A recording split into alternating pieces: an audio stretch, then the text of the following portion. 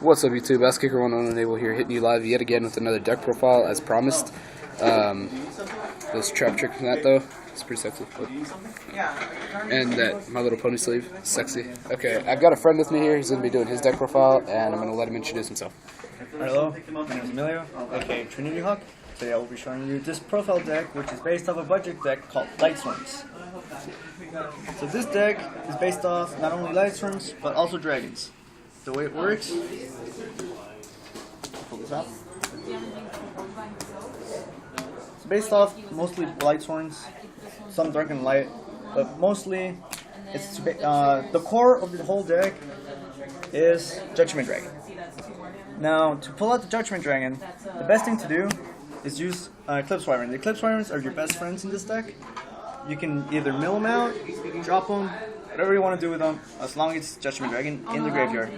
And if Judgment Dragon gets fucked up, you can use your Light Ray. So, let me separate these. That's your Light Judgment. So, temporarily while we're waiting, what do you do for a living? I'm a guitarist. I work at a video game store, and that's all I do actually. It's a sad life. Huh. Yeah, I know that feel. Okay. Like I said, I'm going to be doing a few more deck profiles with that guy over there, and I'm going to be doing my own deck profile. Yes, for once I'm actually going to do one. Light Horns as well, except mine's a little bit more of a fucked up build. Okay, so you got them organized. I take that as a no, because look at all that mess, but such a pretty JD. No, the cost of this deck is not that high actually. Overall it cost me like $10. No, I'm just kidding. 15, 20. Most were trades, but the stuff I bought were expensive. The most expensive thing I bought was Alucard, which was actually straight $10. No. Pretty cheap. Yeah, it's actually pretty cheap. For a budget deck anyway. You got yours. This is why I like to hang out with you, because you run a pretty good deck. It's basic, well, a little bit modified, and it's pretty cheap. So for those of you who are struggling right now, money, however the hell you want to put it, this is a good deck to build. Alright, now, the way this deck works is usually, my draws right now are actually pretty good. It's 3 to 5. Every hand, I always get a solar recharge with at least one Light Storm. So that's already a really good hand, especially because you get to mill. When you run charge, the best thing to get your charge is always Lumina, no matter what. Lumina can get any of the Light Storms to your field with the drop of a card, which is usually your Eclipse Wyverns or your Dragon Rulers. Now, I only run 3 Dragon Rulers because Blaster, even though he has a hefty defense, he's pretty weak in attack. And overall, if you try to summon all of them in one go, usually you won't have enough materials. And if you have materials, that usually means that your Judgment Dragons are in your graveyard, which is a never good sign. Yep. Another good card that is really good, but a bit expensive, is Needlebug Nest. It lets you mill out 5 cards, but it's $10. It's like the only bad part about that card. Your breakthroughs, you can never go wrong with breakthrough. You never know if they have a strike bouncer, the one that negates your effects, or anything that might annoy you. Now, your extra deck is really important. Hold on, let me just quickly go through and show the sexy stuff real quick. And Courier Bandit is a must-have. Courier Bandit, if you get them in the first hand, it's an automatic 5 mil. Yep. That's always great. Now, your extra deck is always the most helpful. You're always going to need... Sorry? Alright, hold on. But that started us. Your rank 4s, your rank 3s, at least one rank 7 for your dragons. And because this is a budget deck, I do not run big guy, mostly because he's hefty. Those are the rest of your rank 3s, your other rank 4. That's all. Now, usually a card that I've been using a lot is Bujin Tuxiomi. Bujin Tuxiomi lets you drop your whole hand and draw 2 cards. So if you have like Dragon Ruler and an Eclipse Wyvern in your hand, Bujin Te is perfect for it. Now, another great card to run is your Lever Sea Dragon. One, because it can let you get your Necro Gardenas back on the field, and you can pretty much just overlay them again for another thing, and you have more Necro Gardeners in the graveyard. Want to elaborate on that Ghost Trick Alucard? Alucard, it lets you destroy a card on the field, and which is pretty great because let's say your enemy has a Light Imprisoning Mirror, you can pop it with Alucard. Another great card to start off with if you want to stall, if you don't have a great hand, is Wind Up Sand Madness. It's a Utopia, but it lets you pop a card at the end of the turn. So that's already a great thing.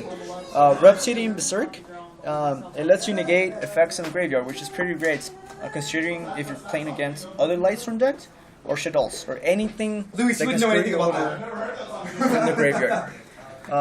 You can never go wrong with Heartland Draco, especially if you're playing against those decks that like to set. It lets you attack directly for 2,000, which is pretty damn good. Agreed. Since we run, we're gonna run Synchros in the this deck. Because of Minerva and Raiden,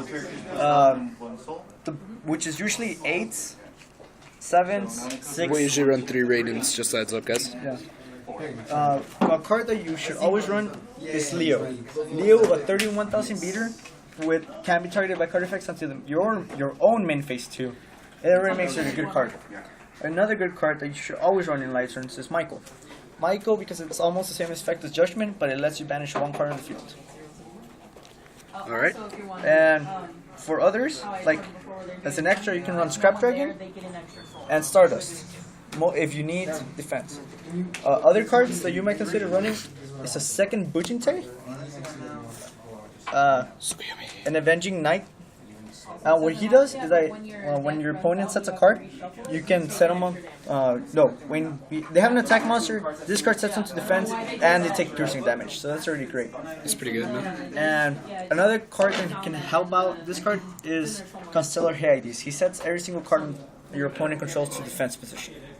That can make up for massive piercing damage. Now, a really good combination with this deck is Dijins. Dijins, the String Dijin, and Tempeto.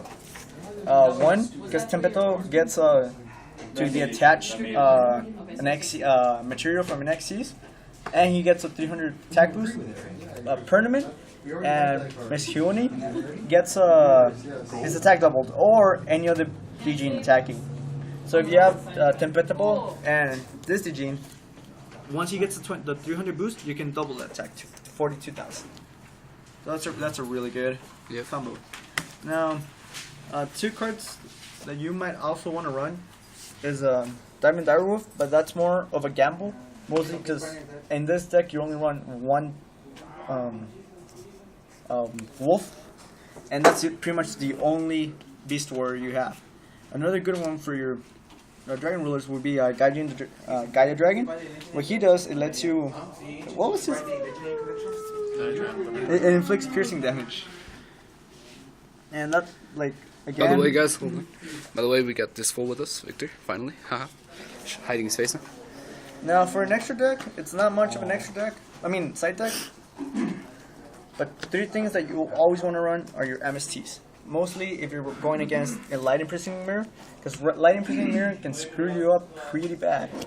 Yep. So 3 MSTs never hurt.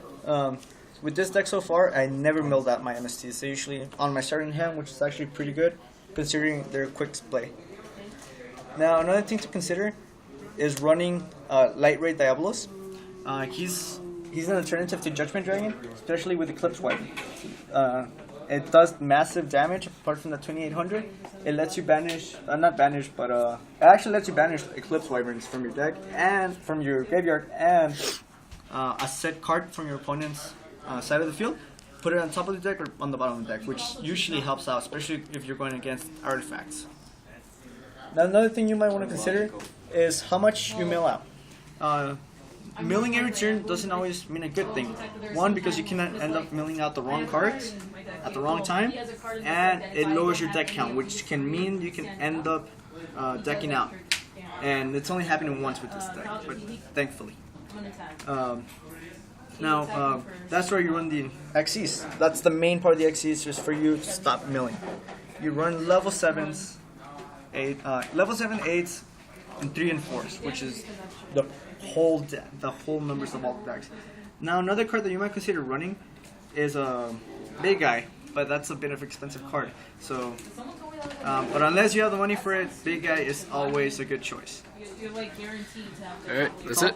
Yes. Alright guys, I want to go ahead and thank you guys for watching. Thank you Emilio for doing your deck profile. And yeah, now the next guy that I'm going to be doing is JD. So, later guys.